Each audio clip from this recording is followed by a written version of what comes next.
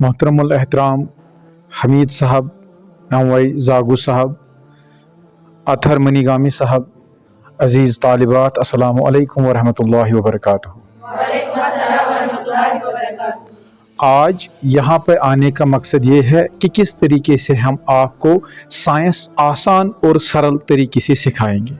अगर आप इन टेबल्स पे अपनी नज़रें दौड़ाएंगे तो आपको यहाँ पे वो चीज़ें मिलेंगी जो हम फेंक देते हैं, जैसे यहाँ पे बोटल्स हैं, स्ट्रॉ है, या यहाँ पे मैंने ये कुछ गेंदे लाए हैं, बॉल्स लाई हैं, ठीक है।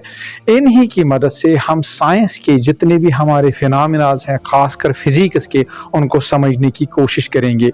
जहाँ तक फिज़िक्स की बात है, हम कहते हैं कि फ़िज़िक्स वो सब्जेक्ट है जो डील करता है नेचर एंड नेचुरल फिनोमेना के साथ। 90% ऑफ द साइंस जो है वो फिज़िक्स है। अब इस फिज़िक्स को हम मुख्तलिफ हिस्सों में तकसीम करते हैं, जैसे हमारे पास मैकेनिक्स है, फ्लूइड डायनामिक्स है, इलेक्ट्रोमैग्नेटिज्म है, इलेक्ट्रोस्टैटिक्स है, या इसी तरीके से इलेक्ट्रोमैग्नेटिक इंडक्शन है, या लाइट है। तो इन हिस्सों को अलग अलग तरीके से मैं आपको कुछ एक्टिविटीज़ दिखाऊंगा, आपके सामने वो परफॉर्म करूंगा, और हम उन एक्टिविटीज़ से इस साइंस के इस फिज़िक्स के जो लॉज हैं उनको समझने की कोशिश करेंगे। हम देखेंगे कि क्या हम समझ सकते हैं कि नहीं समझ सकते हैं। मेरे पास पहले यहाँ पर ये वाटर गिलास है और ये ढक्कन है। अगर मैं इसको ऐसे रख के उल्टा करूँगा, आपने मुझे बताना है कि जब मैंने इसको उल्टा किया है, अब अगर मैं अपना ये हाथ हटाऊँगा, क्या ये ढक्कन गिर जाएगी कि नहीं गिर जाएगी? नहीं गिर रहा है। क्यों नहीं गिरा? यहीं पे जो हमारे कुछ मिसकंसेप्ट्स हैं उनको हम अंडरस्टैंड करने की कोशिश करेंगे, ठीक है। ये ढक्कन क्यों नहीं गिर रहा है?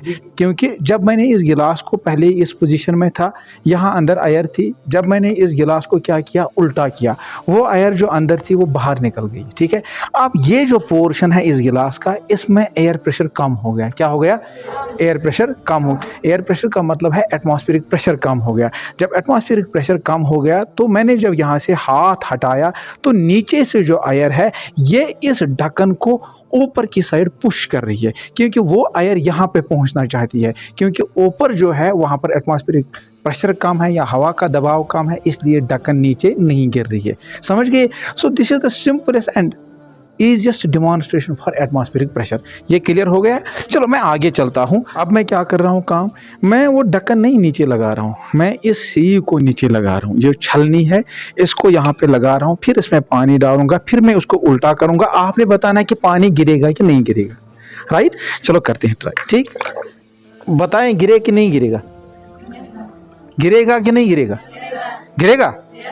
मेरा हाथ नीचे है, पानी इसमें है, राइट, लेकिन पानी नहीं गिर रहा है। ये देखो, नहीं गिरा। पानी है अंदर, ये देखिए, मैं हिला भी रहा हूं लेकिन पानी फिर भी नीचे नहीं गिर रहा है। उधर एटमॉस्फेरिक प्रेशर था, यहां क्या है?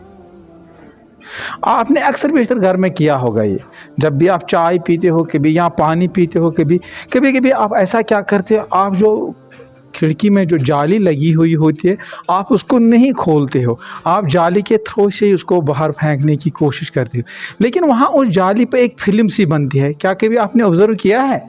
कितनों ने किया है ऑब्जर्व? ये कितनों ने किया है? Very good, there is a good number of the student जिन्होंने ये किया है ऑब्जर्व, ठीक है।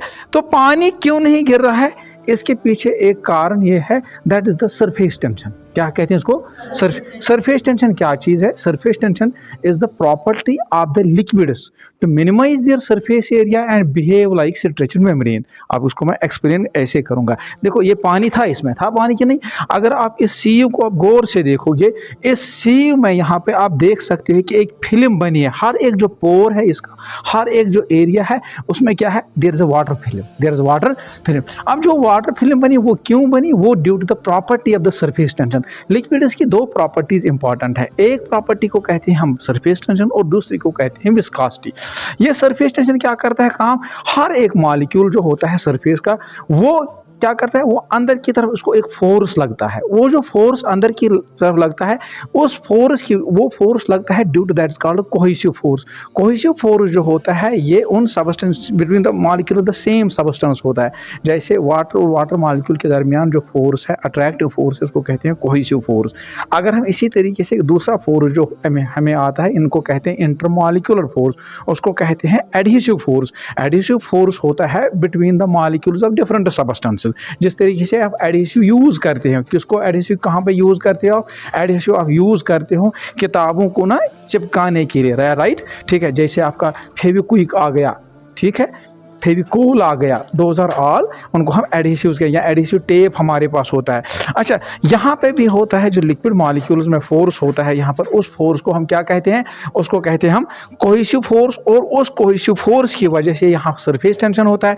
वो सरफेस टेंशन यहाँ पे फिल्म बनाता है। जब वो सरफेस टेंशन फिल्म बनाता है, इसको मैंने उल्टा किया, यहाँ ऊपर एटमॉस्फेरिक प्रेशर कम होता है। जब एटमॉस्फेरिक प्रेशर ऊपर कम हो गया, नीचे से हवा क्या करता है काम? वो चाहता है कि मैं ऊपर आ जाऊं जहां पर एटमॉस्फेरिक प्रेशर कम है, लेकिन वाटर वहां, ये एयर, इस जो फिल्म बनी है उसको ऊपर की तरफ क्या फोर्स देता है, ऊपर की तरफ प्रेशर देता है, और वाटर नीचे नहीं गिर रहा है।